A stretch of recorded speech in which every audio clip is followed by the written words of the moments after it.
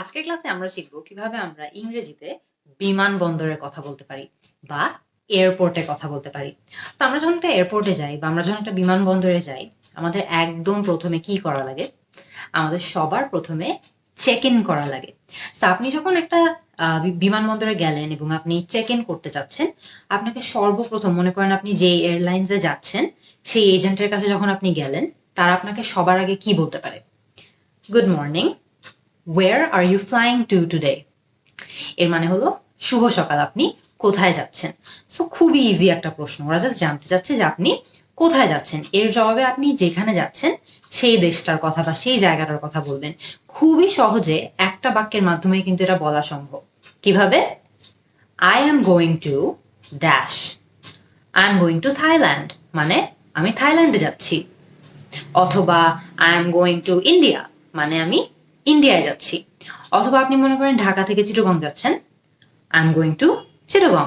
So খেয়াল করে দেখবেন এখানে যে ড্যাশটা আছে সেই ড্যাশে আপনি জাস্ট যেই জায়গায় যাচ্ছেন সেটা বসিয়ে দিলেই হচ্ছে। এরপরে তারা আপনার থেকে কি চাইতে পারে? এরপরে অবশ্যই তারা আপনার থেকে আপনার পাসপোর্ট চাবে, কারণ আপনি কিন্তু পাসপোর্ট ছাড়া কোথাও যেতে পারবেন না। সো ওরা আপনাকে কি বলতে পারে? আপনাকে হয়তো তারা বলতে পারে, may I have your passport please, মানে আমাকে আপনার পাসপোর্টটা দিন বা আমাকে কি আপনার পাসপোর্টটা দেওয়া যাবে?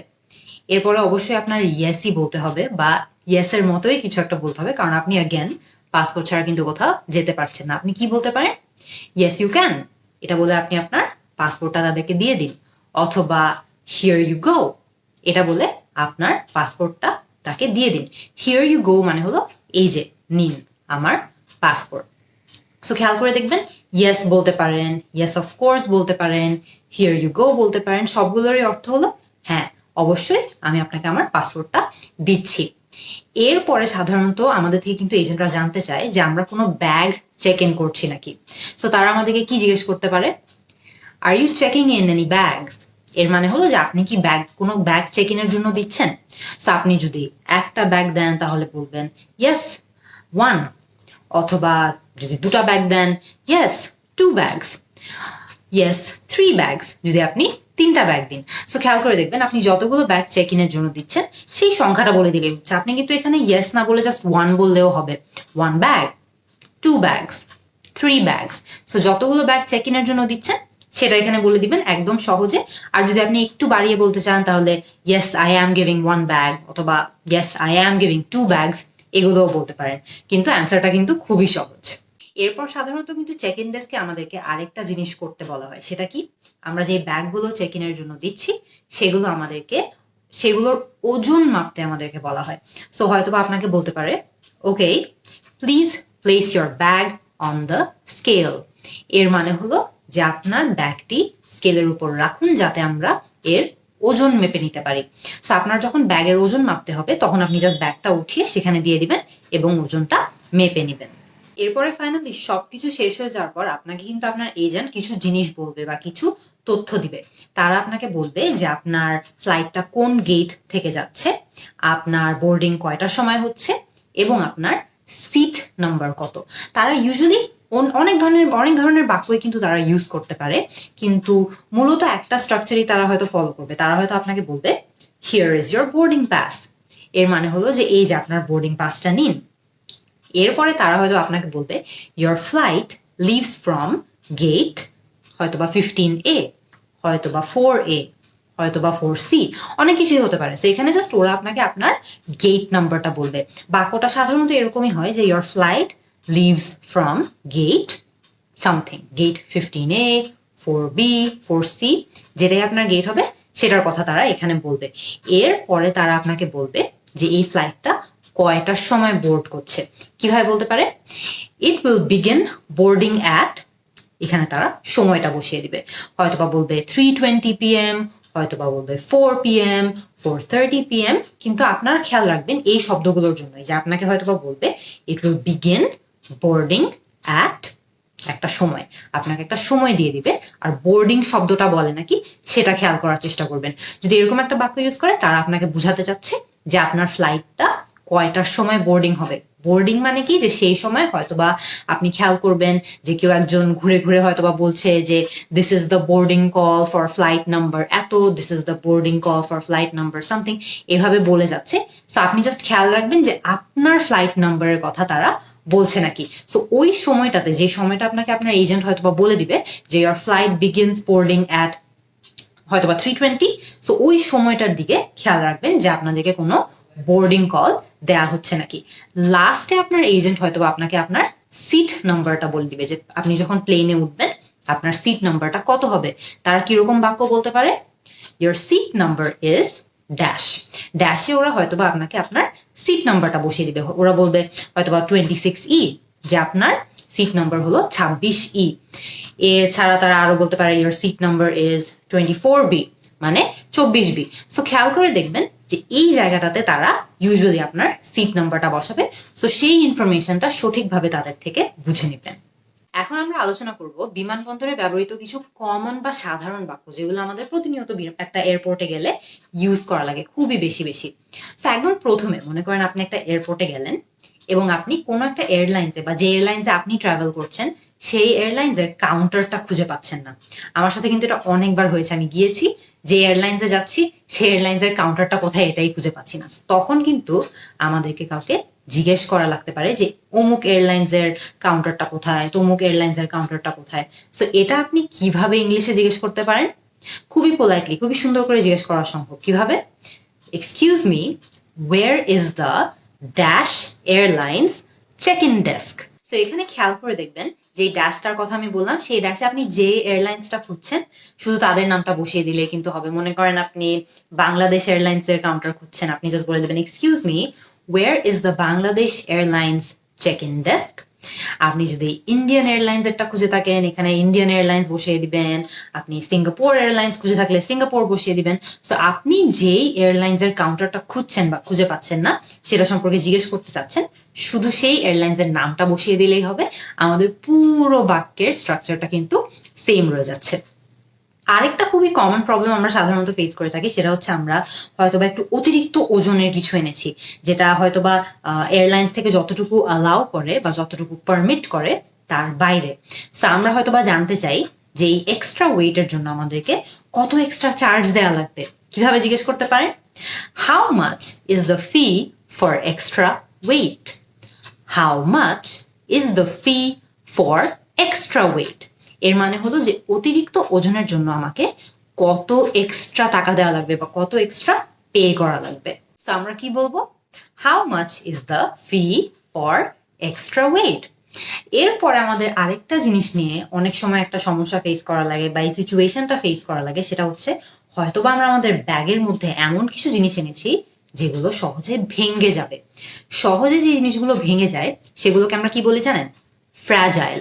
এবং খেয়াল করে দেখবেন আপনি যখনই এয়ারপোর্টে যাবেন, আপনার ব্যাগে যদি এরকম কাচের জিনিস থাকে যা সহজে ভেঙে যায় বা এমন কিছুই থাকে যেটা একটু ভেঙে যাওয়ার সম্ভাবনা থাকে বা নষ্ট হয়ে যাওয়ার পসিবিলিটি থাকে, তাহলে আপনি কিন্তু খুবই সহজে আপনি যেই এয়ারলাইন্সে ট্রাভেল করছেন বা যেই এয়ারলাইন্স করে আপনি যাচ্ছেন তাদেরকে কিন্তু আপনি বলে দিতে পারবেন যে আমার ব্যাগের উপর একটা ফ্র্যাজাইল স্টিকার যাতে তারা লাগিয়ে দেয়। সাধারণত এই স্টিকারটা লাগানো থাকলে আপনার ব্যাগটাকে তারা একটু যত্ন সহকারে হ্যান্ডেল করে। আপনি কি বলতে পারেন? Please mark this bag as fragile. Please mark this bag as fragile. এর মানে হলো যে আমার ব্যাগের উপর প্লিজ একটা ফ্র্যাজাইল মার্ক লাগিয়ে দেন বা ফ্র্যাজাইল স্টিকার লাগিয়ে দেন। তাহলে তারা একটু যত্ন নিয়ে একটু কেয়ারফুলি আপনার ব্যাগটা হ্যান্ডেল করবে। And it reduces the chance যে আপনার ব্যাগের ভিতর যদি খুব সহজে ভেঙে যায় এরকম কিছু থাকে, তাহলে তা হয়তো বা ভাঙবে না, কারণ তারা একটু সামলায় আপনার ব্যাগটাকে ম্যানেজ করবে বা হ্যান্ডেল করবে। এছাড়া আরেকটা জিনিস নিয়ে আমাদের অনেক সময় বিমানবন্দরে বা এয়ারপোর্টে একটা প্রশ্ন করা লাগে। সেই প্রশ্নটা কি? যে ফ্লাইট কি টাইম মতো ছাড়বে নাকি? খুবই সহজে এটা কিন্তু আপনি জিজ্ঞেস করতে পারবেন। কিভাবে? Is the flight on time? Is the flight on time? এর মানে হলো যে এই ফ্লাইটটা কি সময় মতো ছাড়বে নাকি। এই সিচুয়েশন কিন্তু আমরা অনেক কমনলি ফেস করে থাকি, যে আমরা জানতে চাই যে আমাদের ফ্লাইটটা সময় মতো ছাড়বে নাকি বা কোনো ডিলে হবে নাকি বা সময়ে কোনো পরিবর্তন এসেছে নাকি। তো সেটা জানার জন্য সহজে আমরা এটা জিজ্ঞেস করতে পারি, is the flight on time. এরপরে আমরা একটু আগে বোর্ডিং নিয়ে কথা বলেছিলাম না? তো আমি আপনাদেরকে এখন দুটো বাক্য দেখাবো, যেই দুটো বাক্য দিয়ে আপনারা বুঝতে পারবেন বা যেই দুটো বাক্য আপনারা শুনলে বুঝতে পারবেন যে আপনাদের ফ্লাইটটা এখন বোর্ড করছে। সো মনে করেন আপনি এয়ারপোর্টে বসে আছেন, অনেক সময় দেখা যায় না যে একজন লোক মাইকে করে করে বলে বেড়াচ্ছে যে এই ফ্লাইট এখন বোর্ড হচ্ছে বা অমুক ফ্লাইট তখন বোর্ড হচ্ছে। তারা তখন ইউজুয়ালি কি বাক্য বলে? ওরা হয়তো বা বলতে পারে, আমরা ধরে নিলাম আমরা বাংলাদেশ এয়ারলাইন্স নামে একটা এয়ারলাইন্সে করে ফ্লাই করছি, তারা হয়তো বা আমাদেরকে বলতে পারে Bangladesh Airlines flight 880 to Dhaka is now boarding. আমরা ধরে নিলাম আমাদের ফ্লাইট নাম্বার 880, আমরা ধরে নিলাম আমরা ঢাকায় যাচ্ছি। খেয়াল করে দেখবেন এখানে কিন্তু ফ্লাইট নাম্বারটা চেঞ্জ হতে পারে, আপনার ফ্লাইট নাম্বার যেটা সেটা এখানে ওরা বলতে পারে। আরেকটা জিনিস যেটা চেঞ্জ হতে পারে হচ্ছে আপনার এয়ারলাইন্স, মানে আপনি যে এয়ারলাইন্সে করে ট্রাভেল করছেন সেই এয়ারলাইন্সের নামটাও কিন্তু চেঞ্জ হতে পারে। আরেকটা জিনিস যেটা চেঞ্জ হতে পারে সেটা হচ্ছে ঢাকা। ঢাকা চেঞ্জ হয়ে কি হবে? ঢাকা চেঞ্জ হয়ে আপনি যেই জায়গায় যাচ্ছেন সেই জায়গার কথা তারা বলতে পারে। সো আমাদের পুরো বাক্যটা কি দাঁড়ায়?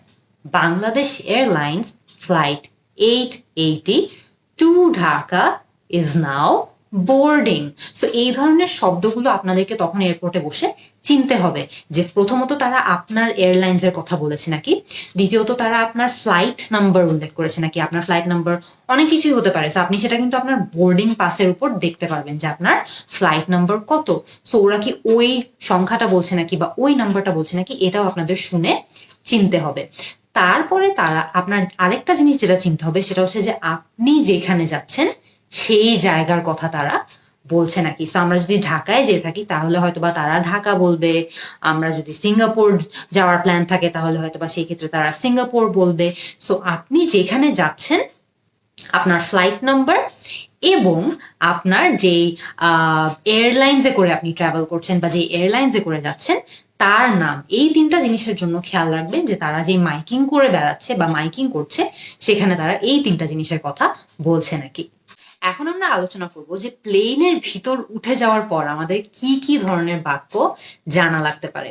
একটা খুব কমন সিচুয়েশন হচ্ছে প্লেনের ভিতর ওঠার পর তারা আমাদেরকে হয়তো ফ্লাইট অ্যাটেন্ডেন্ট জিজ্ঞেস করতে পারে যে আমরা কি খেতে চাই।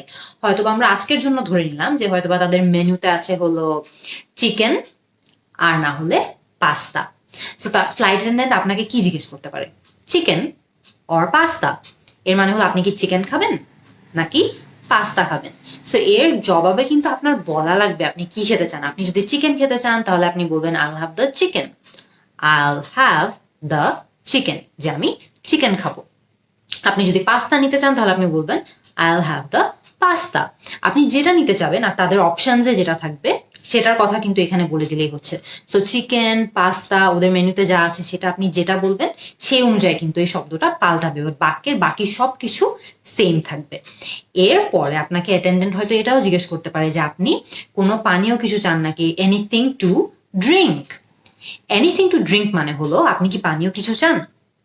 তখন আপনি হয়তো বা প্রশ্ন করতে পারেন what kind of soda do you have. Soda মানে হলো কোক স্প্রাইট, আমরা যেগুলো খাই এই ধরনের ড্রিঙ্ক গুলোকে সাধারণত সোডা বলে।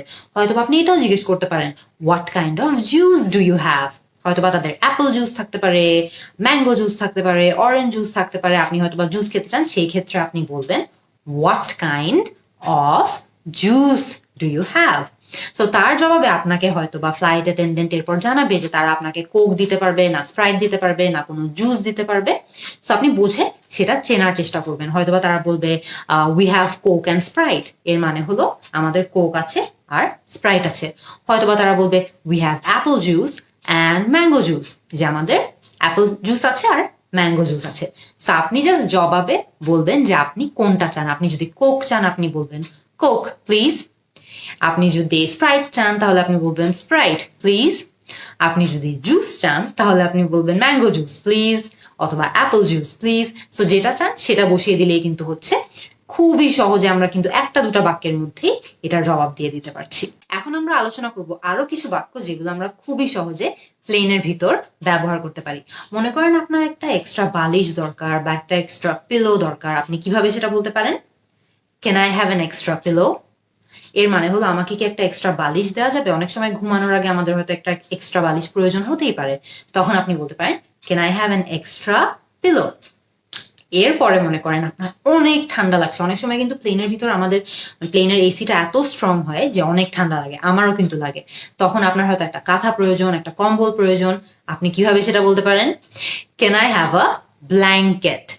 Can I have a blanket এর মানে হলো আমাকে কি একটা কম্বল দেওয়া যাবে? এরপরে মনে করেন আপনি গান শোনার জন্য এই যে ঠিক এরকম হেডফোনস চান, যেটা আপনি কানে লাগিয়ে গান শুনবেন। তো এরকম যদি আপনাদের কিছু প্রয়োজন হয় তাহলে কিন্তু আপনি ইজিলি তাদেরকে জিজ্ঞেস করতে পারেন, can I have a pair of headphones? এর মানে হলো আমাকে কি হেডফোনস দেওয়া যাবে? হেডফোন কিন্তু আপনি গান শোনার জন্য ব্যবহার করতে পারেন, বা আপনি যে কোনো কিছু, যদি ওখানে মনে করেন একটা মুভি দেখতে চাচ্ছেন, সেই মুভিটা শোনার জন্য, মুভিটা দেখার জন্য কিন্তু আপনার হেডফোনস প্রয়োজন হতে পারে। সেই ক্ষেত্রে কিন্তু আপনি তাদেরকে এটাই বলবেন যে can I have a pair of headphones. এরপরে মনে করেন আপনার হয়তো বা একটু পানি দরকার, বা একটু কফি দরকার, বা একটু চা দরকার। কিভাবে বলতে পারেন? Could I have some water? মানে আমাকে কি একটু পানি দেওয়া যাবে? Could I have some tea? মানে আমাকে কি একটু চা দেওয়া যাবে? Could I have some coffee? আমাকে কি একটু কফি দেওয়া যাবে? অনেক সময় কিন্তু আমরা প্লেনে হয়তো একটু চা খেতে চাই, একটু কফি খেতে চাই, বা আমাদের একটু পানি প্রয়োজন হয়, তখন কিন্তু আপনি ইজিলি এই বাক্যগুলো ব্যবহার করতে পারবেন। লাস্ট যে বাক্য আজকে আমরা এই ক্লাসে আলোচনা করব সেটা হলো, মনে করেন আপনি প্লেনে আছেন, আপনার একটু এক্সট্রা ন্যাপকিন দরকার বা এক্সট্রা টাওয়েল দরকার, হয়তো বা আপনি একটু হাত মুছতে চান, একটু মুখ মুছতে চান, আপনার একটা ন্যাপকিন দরকার হতে পারে, একটা টাওয়েল দরকার হতে পারে। কিভাবে বলতে পারেন? Can I have some extra napkins? আমাকে কি কিছু এক্সট্রা ন্যাপকিন দেওয়া যাবে? ন্যাপকিন মানে হলো রুমাল। So can I have some extra napkins. হয়তো আপনি টাওয়েল চাচ্ছেন, can I have some extra towels? Can I have some extra towels? So towel দরকার হলে টাওয়েল বলবেন, ন্যাপকিন দরকার হলে ন্যাপকিন বলবেন। আপনার যেটা প্রয়োজন শুধু সেটা বসিয়ে দিলেই হচ্ছে। আজকে কিন্তু আমরা খুব লম্বা একটা ক্লাসের মাধ্যমে শিখলাম যে কিভাবে আমরা ইংরেজিতে খুবই সহজে চাইলে এয়ারপোর্টে বা বিমানবন্দরেও কথা বলতে পারি। আমরা কিন্তু এটাও দেখেছি যে প্লেনের ভিতরেও কিভাবে আমরা ইংরেজিতে কথা বলতে পারি। আপনারা কিন্তু আমাকে কমেন্ট সেকশনে জানাতে ভুলবেন না যে এর বাইরেও আমাদের কি কি বাক্য ইংরেজিতে এয়ারপোর্টে বা বিমানবন্দরে বলা লাগে। আমি কিন্তু আপনাদের অ্যান্সারের অপেক্ষায় থাকবো। See you in the next class.